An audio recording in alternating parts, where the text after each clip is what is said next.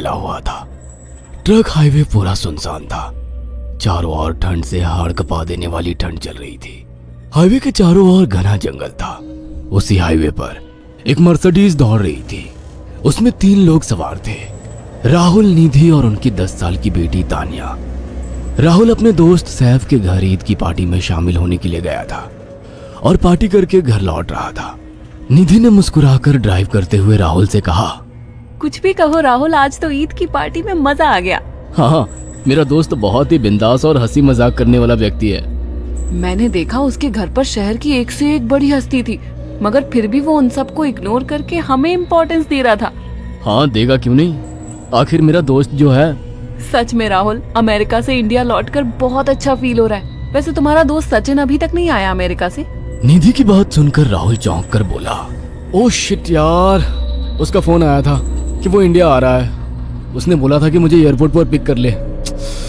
निधि बहुत नाराज होगा वो। कोई बात नहीं, उससे बोल देना कि तुम्हें बिल्कुल याद नहीं रहा, और फिर तुम्हें सैफ की इनवाइट की हुई ईद पार्टी में भी तो शामिल होना था। निधि ने इतना बोला ही था कि उसकी बेटी तानिया ने अपनी माँ की ओर देखकर कहा, मुझे भूख लगी है माँ, और प्यास भी। तानिया की बात पर निधि ने बुरा सा मुंह बनाकर उसकी ओर देखकर कहा, पार्टी में तो इतना खाया था तुमने, फिर भी भूख लगी है। निधि की बात पर तानिया ने मासूम सा चेहरा बनाकर कहा, कोई बात नहीं मम्मी, मुझे पानी ही पिला दीजिए। कितनी बार बोला है मुझे मम्मी मत बोला करो। पानी अभी नहीं है, आगे जाकर कोई शॉप पड़ेगी तो बोतल खरीद के दे दूंगी। निधि की बात पर राहुल ने मुस्कुराकर कहा, छोटी बच्ची है निधि, इतना नाराज होना सही नहीं है।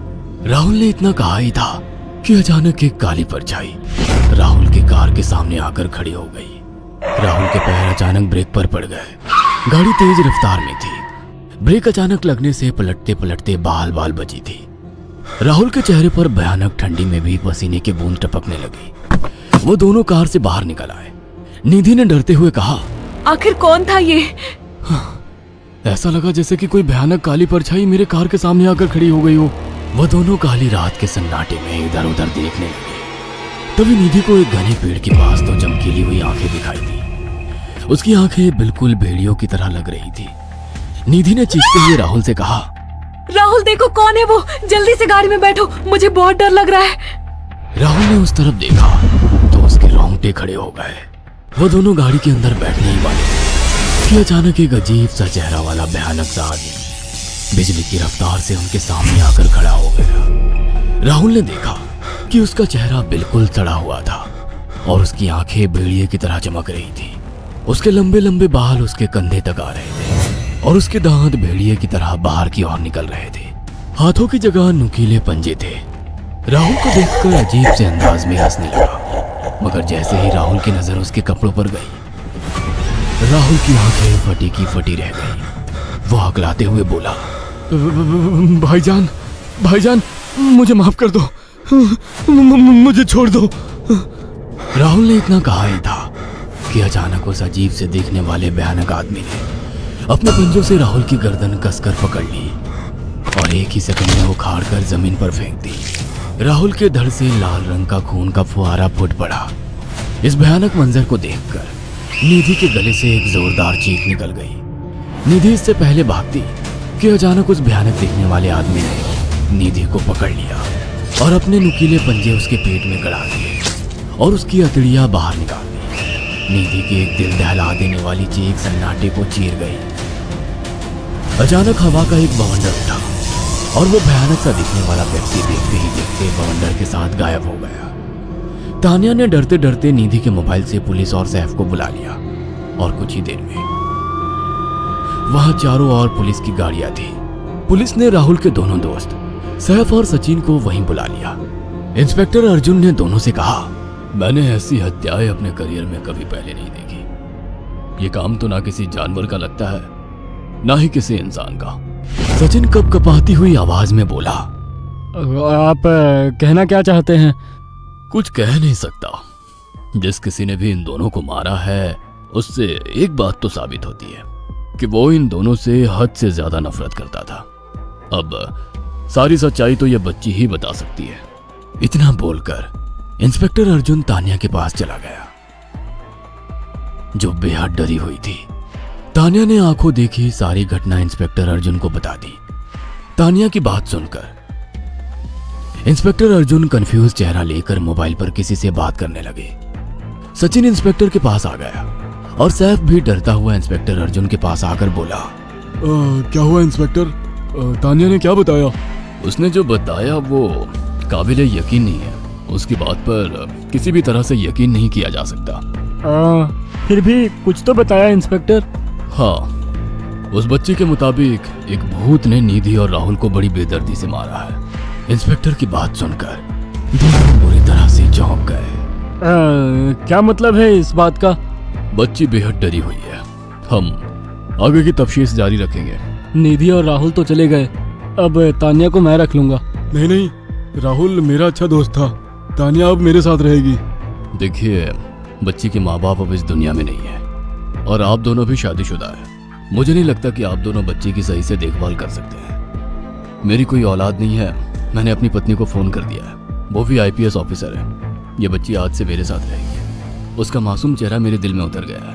अब तुम दोनों जा सकते हो। पूछताछ के लिए मैं जब भी तुम्हें बुलाऊं तुम दोनों आ जाना। इंस्पेक्टर ने ये बात बोली ही थी कि अचानक वहां पर मौसम बदल गया। चारों ओर काली घटाएं छा गई और एक भयानक बवंडर उठा और देखते ही देखते सब पुलिस वालों के सामने वो भयानक चेहरे वाला आकार सबके सामने खड़ा हो गया। उसको देखकर सबके रोंगटे खड़े हो गए। देखते ही देखते उसने अपने भयानक पंजे सैफ की आंखों में डालकर उसकी आंखें निकाल ली। सैफ ने चीखते हुए वहीं दम तोड़ दिया। उस भयानक आदमी को देखकर सचिन उसके पैरों पर गिर गया। तुम तो भाईजान से कपड़े पहने हो। मैं समझ गया, तुम भाईजान हो। मुझे माफ कर दो भाईजान, मुझे यहाँ से जाने दो। मैंने कुछ नहीं किया था। वो भयानक चेहरे वाला गुर्राते हुए बोला, बता इन सबको कि ये सब इतनी भयानक मौत क्यों मरे। सचिन दौड़ता हुआ इंस्पेक्टर अर्जुन के पास गया और बोला, मैं जानता हूँ इसने इन तीनों को क्यों मारा। इसका नाम भाईजान था। जब ये जिंदा था ये किसी का भाई किसी की जान था। बहुत साल पहले ये हम सबका बहुत अच्छा गहरा दोस्त और बिजनेस पार्टनर था। ये सबकी बहुत मदद किया करता था। इसकी प्यारी सी बेटी थी तानिया, जो इस वक्त कार के अंदर बैठी हुई है। ये इसी की बेटी है। भाईजान अपने सारे पैसों से एक बहुत बड़ा हॉस्पिटल खोलना चाहता था जिससे गरीबों का मुफ्त इलाज किया जा सके, मगर हम तीनों इसके लिए तैयार नहीं थे। हमारी नीयत उसकी दौलत पर खराब थी और एक दिन हम सब धोखे से ईद के दिन भाईजान को यहाँ ले आए और इसे मारकर फेंक दिया। तो फिर तुम सबने इसकी बेटी को क्यों जिंदा छोड़ दिया? हमें बाद में पता लगा कि भाईजान ने सारी जायदाद अपनी बेटी के नाम कर दी है, इसीलिए हमने भाईजान की पत्नी को भी मार दिया। और तानिया का तुम 18 साल की उम्र पूरी करने का इंतजार कर रहे थे ताकि सारी जायदाद अपने नाम करा सको और बाद में उसे भी ठिकाने लगा सको। इसी के लिए तुम दोनों इस मासूम बच्ची को अपने साथ रखने की जिद कर रहे थे। जी, आपने बिल्कुल सही कहा। हम तानिया को भी इसी जगह लाकर मार देते। सचिन की बात सुनकर इंस्पेक्टर अर्जुन की आंखों में खून उतर आया। इंस्पेक्टर अर्जुन के कुछ कहने से पहले ही